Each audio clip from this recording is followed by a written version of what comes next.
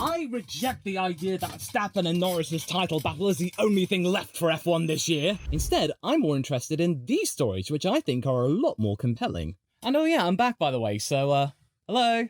And that means that F1's almost back. So why don't you get your fingers ready by subscribing to this channel for more F1 updates, and we're really close to 100,000, so I would love to get to it by the end of the season. Much like we would love to see other things happen than just Max and Lando talk. Okay, I'm being a little bit harsh toward this topic and these people, but it's still up in the air as to where it could really go. Because one DNF from Lando Norris in the next couple of races and it could all be over. It's too early to say whether it's really up there. But you know that Formula One's going to milk it regardless. But seriously, there is more to Formula One than just who wins the championship. There are other narratives going on which are a lot more interesting in my honest opinion, and I am more than happy to yap about them. Such as, who winds up being the best of the rest? Is it Charles Leclerc or Oscar Piastri? Now I understand that it's not the battle for first place, and not many people remember the stuff that happens behind the scenes or who wins second, but for every single champion or winning racer that has come and gone in Formula One, well, they had to start somewhere. And while Charles has finished one place higher than P3 before in a Drivers' Championship,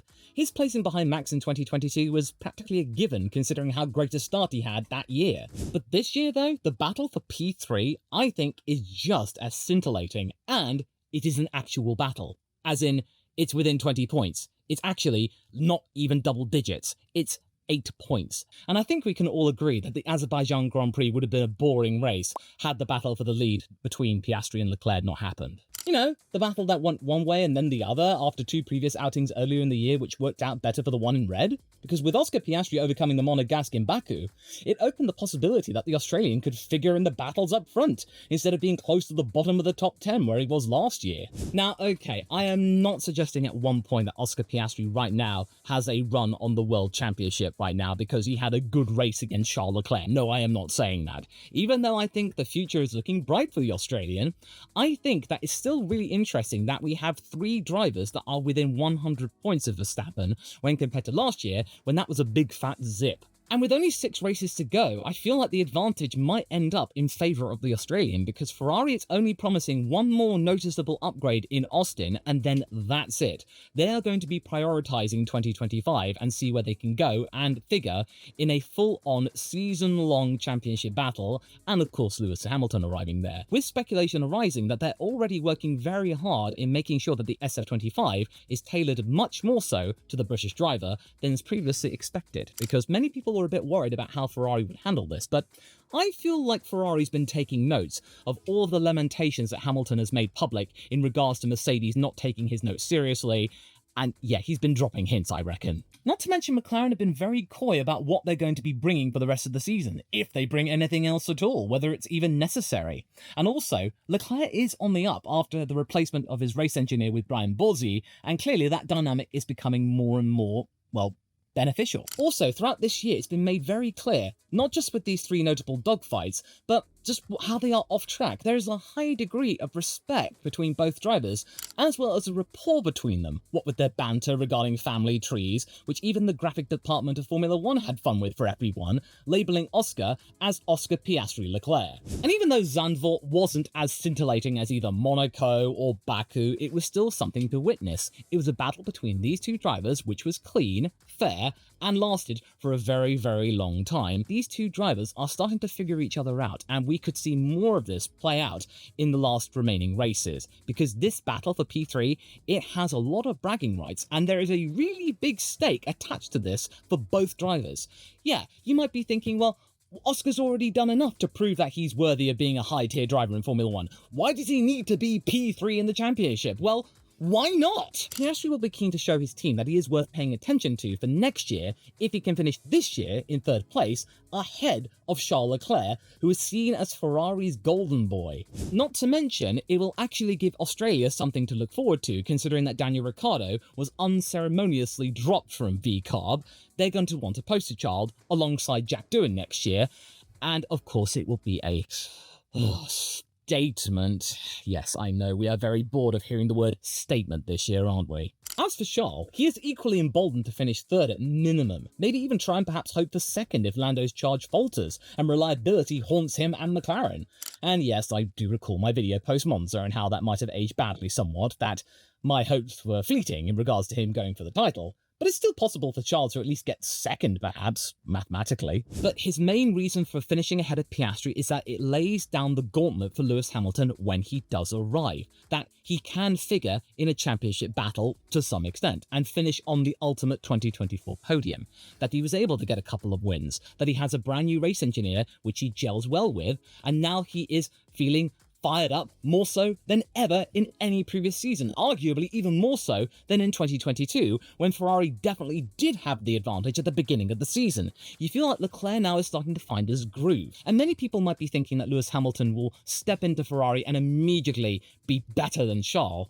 I don't think so, simply for the fact that it takes a long time for any big-name driver to get in bed with a brand new team, especially considering that Lewis has been at Mercedes for over a decade. And with McLaren, he was around them for another decade or more as well. Michael Schumacher took a few years to get to grips with Ferrari and for him to have a championship campaign that went to the end. Not through lack of trying, though. I think the Scuderia and Hamilton will be trying their best to give themselves a really good combination of driver and car. But let's just say that history is leaning towards it taking a little bit of time to gel. In summary, if Charles finishes ahead of Oscar, then he's sitting pretty as the golden boy of Ferrari. If Oscar finishes ahead of him, then that will be a prominent stumbling block and give Lewis a little bit of leverage to really assert himself there for at least the next 3 years, which he is contracted for, according to Fred Vasseur. We've got them around until 2027. And let's not forget that Lewis and Charles are two of the most influential drivers in terms of social media. Those two personalities will combine. They've done very well to establish themselves as friends and colleagues before Lewis has even arrived, but let's just wait to see what happens next year when team orders comes into play maybe, or maybe a Ferrari bungle in terms of strategy or reliability happens. Just wait for that, okay? Then, of course, there's the 6th-race second interview for Liam Lawson over at VCARB. There is the matter of his future in the sport to be had here. And with Helmut Marko correctly assessing that Formula 1 is now more receptive to youngsters again, after having spent the last few years wanting to really keep on the old hand because they are much more marketable, recognisable, there is money to be had there, with the arrival of Oliver Behrman, Liam Lawson, Franco Colapinto, it's been made clear that rookies can be trusted again. Not to mention for the fact that the regulation cycle for 2026 is happening, 2025, not so much of an issue. You can afford to have a few more dings maybe as they get themselves up to speed. And let's not forget Kimi Antonelli. Also, Red Bull will be keen to find their own whippersnapper to put on a pedestal like Ferrari and Mercedes and Williams are doing. Because Verstappen's headed towards his 30s and Tsunoda's exiting his early 20s and being perpetually ignored. And couple that with the fact that Liam Lawson is replacing a driver mid-season again, having replaced Daniel Ricciardo because of injury last year, and now replacing Daniel Ricciardo outright. And these are, again, short-term contracts. This is not Liam Lawson replacing Ricciardo for the remainder of this year and then next year. He is getting a second trial run to justify a 2025 consideration for either this or maybe Red Bull, because Helmut Marko has spilled the beans, again, take it with a pinch of salt, that he might be partnering Max Verstappen in 2025 should Perez be dropped. And I know I'm sick and tired of the Checo debates and speculation here. This is just what Marko says. I'm not taking it fully seriously, but it has been said. 2026 or whatever. But that's not the thing that's getting me fired up, although it is perfectly valid. I am very interested to see how he compares and stacks up with Franco Colapinto. Because even though Red Bull's main purpose for putting Lawson in there is to compare him against Tsunoda, I think fans won't really care about that because that's already been seen. They'll be interested to see how he compares Liam to Franco. That's going to be much more representative. Because Colapinto is only a couple of Grand Prix lesser than Lawson, and the performance of the VCARB and Williams could arguably be considered to be similar. Because as we've seen in a couple of F1 performance charts that Formula 1 and AWS have provided, Williams has now actually done really well and being considered the 5th fastest car because they've just been steadily making performance increases and weight reductions. So now they've sort of risen up to the midfield, whereas everyone else, their competitors, have fallen down with failed upgrades or upgrades that have not performed enough. So Williams basically not doing all that much has actually made them improve drastically, that they can even be considered for 6th. It does ultimately lend credence to what Vowles has been saying. His edict is actually showing some logic and providing some good results after a hammer blow of PR disasters that have befallen that team over the course of this year. You gotta admit, it's been really bad in terms of public relations for that team, hasn't it? And also there's national pride to be had here. New Zealand and Argentina have a storied history with Formula 1 that they are keen to add a brand new chapter to. Both countries have had world champions in Formula One, albeit many decades ago, and both Lawson and Colapinto are showing a good degree of skill, unlike Brendan Hartley, who didn't really settle well in Formula One and has shown much more performance in hypercars and world endurance, and the last time Argentina was represented, it was Gaston Mazzacane, and, well, that didn't work out. But both these drivers are captivating their respective audiences, and in just 3 Grand Prix, Franco has endeared himself and given himself a bold acclaim for a return full-time with Williams, and him asserting that his plan A is to remain within the team's circle in case either Sainz or Albon departs in the next couple of years. Now, I think James might be okay with that, considering how much he's pushing for him to be with another team. And as for Liam, I think he's been doing everything right in terms of making a public image for himself. He's got a brand new social media awareness, Drive to Survive was really good in upping his profile. He's done everything possible, except Red Bull actually giving him a proper season of competitive racing, instead of him being locked away in the simulator and being camera fodder for the Formula One TV director. Nevertheless, there has been a continued desire to see more and more of Liam and for him to get more races in Formula One, because in his 5 races last year, he did do the deed and people wanted to see more, but they didn't get more. Now we are getting more. But we've also got Franco there, so that's going to make things all the more interesting. And if Franco does actually better Liam Lawson, and again, Williams and V-Carb, I think those 2 cars are somewhat similar in terms of performance, then maybe the desire for Lawson might wane a little bit. Oh, who am I kidding? Lawson's going to be around next year. He's done more than enough, but Colapinto is there, and that's going to make things all the more spectacular, isn't it? And even though we did have Oliver Behrman for a couple of races this year, dabbling around in Baku as well, it saw there Colapinto coming out on top in that battle. And remember, Baku is Oliver's star track. That's why he was promoted when Magnussen had his race ban. I seriously recommend that you watch how these 2 drivers, Lawson and Colapinto, handle these next 2 triple headers, because I think it could be really, really spicy, and we might even see the 2 of them clash on track, because again, we might see them battling for similar positions.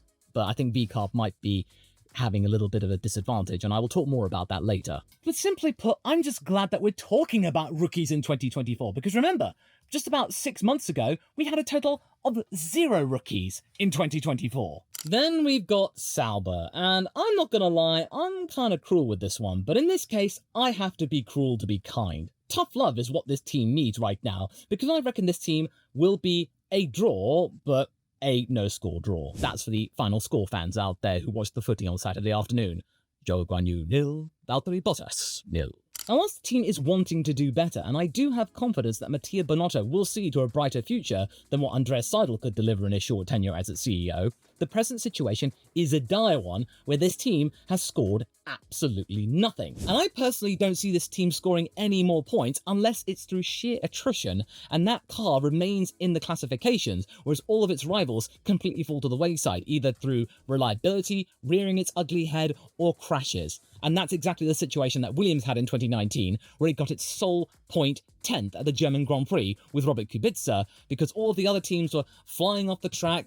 Alpha had a penalty to deal with. That's the only reason Williams scored that year. And Sauber did have chances to score at the beginning of the year, because let's remember, Zhou got a couple of 11th places, Bottas was in the points in China until his engine died, and then the pit stop maladies, that completely scuppered everything, where Zhou and Bottas were left frustrated, and then the team is transforming itself all around them, them being seen as just figureheads and puppets, and they're just to fill up the seats and keep the seats warm, so really, they were not being taken seriously at all. So you just feel sorry for those 2 drivers, especially for Bottas, because this might be his first and only year where he scores no points at all within a whole season. Even at Williams, he scored points through their bad day in 2013. However, I reckon that people are a bit conflicted here. I think people are willing Sauber on to score at least 1 point this year, but there's also a morbid curiosity present to see if they don't. In the long term, though, it might be worth it, all they're doing to try to develop the team, and Audi might turn out to be okay when they arrive in 2026. But it's still a moving story, so keep an eye on that one. Then there is the matter of a potential double Red Bull humbling, and I get the impression that the majority of the F1 world who aren't Verstappen or Red Bull fans are eagerly waiting the day when Max Verstappen loses out to another driver and Red Bull lose out to another team. A lot of people out there want to see that team and driver be taken down a peg or 2, even though I think it's gotten a little bit overblown, because as far as I see it, Max Verstappen is a good egg. He's a good man. He's a good stepfather to Penelope. It just seems all good. He just seems like a decent bloke who likes gaming. Okay, so what? As to Red Bull, the aura around Christian Horner has very much come out on the negative side, despite him being cleared of any wrongdoings or misdemeanors. Because with more and more senior members of staff heading off for pastures new and perhaps bigger challenges and more obviously bigger salaries than other teams, I reckon the world will be really interested to see how the team responds to this mass exodus of major personalities for this team that have been around since the beginning seasons of 2005 and 2006, where the Red Bull we know now was established after they bought Jaguar. Yes, I know. Christian Horner has validly responded to all of the talk and speculation, saying they have managed to acquire hundreds of talented engineers at lower levels from other teams, most notably Mercedes, especially Horner because he wants to poke fun at Toto, saying he grabbed 200 or so engineers from Mercedes. Whether or not that's true remains to be seen because it's not been actually confirmed. You might have all of these talented minds out there being put to work. That's great, and I'm happy that they've gotten a good job at Red Bull.